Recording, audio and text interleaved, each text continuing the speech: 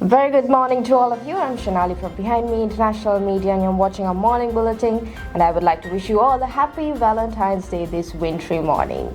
Alright, so starting off with local news. Premier Doug Ford is facing backlash after comments he made during a January 29th speech to the London Police Services Gala. In a recording obtained by the Toronto Star, Ford said, quote, "I send him right to Sparky," referring to home invaders, which some interpreted as support for the death penalty.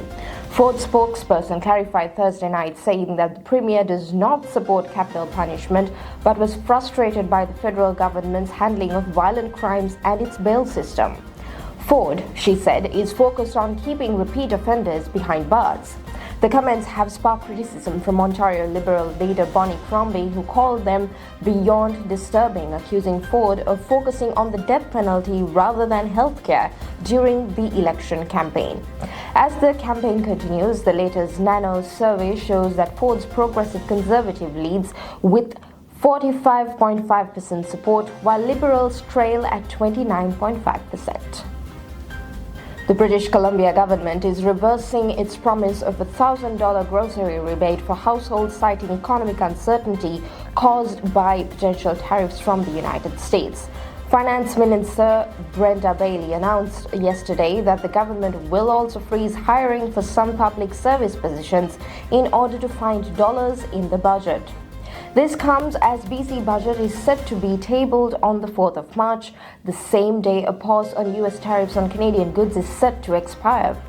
Bailey explained that the government had originally planned to fulfill its election promise of a $1,000 grocery rebate to help families, but said the economic situation has changed drastically, making the $2 billion expense unfeasible. The promise, which was intended to provide immediate relief, is now on hold. However, Bailey emphasized that the government's priority remains protecting core services like healthcare, education, and public safety. The hiring freeze will impact some public service positions, but essential roles like healthcare workers and correctional staff will not be affected. With tariffs still looming, Bailey warned of their potentially destabilizing effects on the economy, stressing that the province must be prepared for 4 years of unpredictability. Police believe that there may be more victims after a 21-year-old Toronto man was arrested and charged in connection with alleged sexual offences involving a minor. Last Friday, Durham Regional Police Services Human Trafficking Unit launched an investigation after learning that a 14-year-old girl was being groomed for human trafficking. Police said a male who went by the name Ace contacted the teen unsolicited on Snapchat and claimed that he was 18 years of age. DRP said in a news release that the victim informed him that she was 14 years old, but the male continued to engage with her. During this time, the accused and victim met up on several occasions. On Wednesday, police executed a criminal code search warrant on the suspect's residence on Brimley Road in Scarborough and arrested him without incident.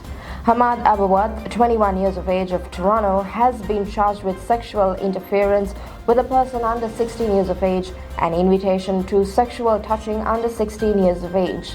He was held in custody pending a bail hearing. In a story that has raised some eyebrows, Canada's provincial and territorial premiers have hired a Washington lobbying firm for $85,000 a month. The goal? To navigate US trade relations and try to avert a trade war. The Council of the Federation, representing the 13 premiers, hired Checkmate Government Relations LLC after a series of events that began late last year. Yukon Premier Ranj Pillai called a key meeting at an airport hotel in Mississauga, Ontario, where the premiers discussed strategy following the resignation of Chrystia Freeland from the federal cabinet. Pillai says that the mood shifted when former ambassadors to Washington helped the group realize that Freeland's departure marked a major change in how Ottawa would handle US trade negotiations. In response, Pillai reached out to Donald Trump Jr., whom he'd met previously, raising the issue of the growing trade tensions. At a subsequent meeting in North Carolina, Pillai was introduced to Charles F. McDowell IV, a partner at Checkmate Government Relations and a friend of Trump Jr. McDowell's lobbying firm was then recommended to Ontario Premier Doug Ford, who was planning the Premier's visit to Washington. The contract with Checkmate is now publicly available under U.S. regulations, and while the firm will assist the U.S. connections, it makes no promises about the results of the talks. And finally, here's your weather update for the 14th of February 2025 in Mississauga and GTA.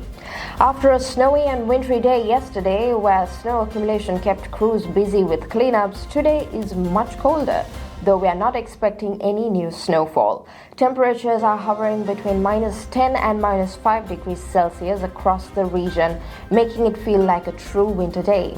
Despite the clear skies, the chill in the air is noticeable, so be sure to bundle up if you're heading outside. Conditions are still being monitored as the cleanup from yesterday's snow continues, but for now, you can expect a calm, cold day. Stay warm and we'll keep you updated if anything changes. Thank you for watching Behind Me International Media News. Have a great day.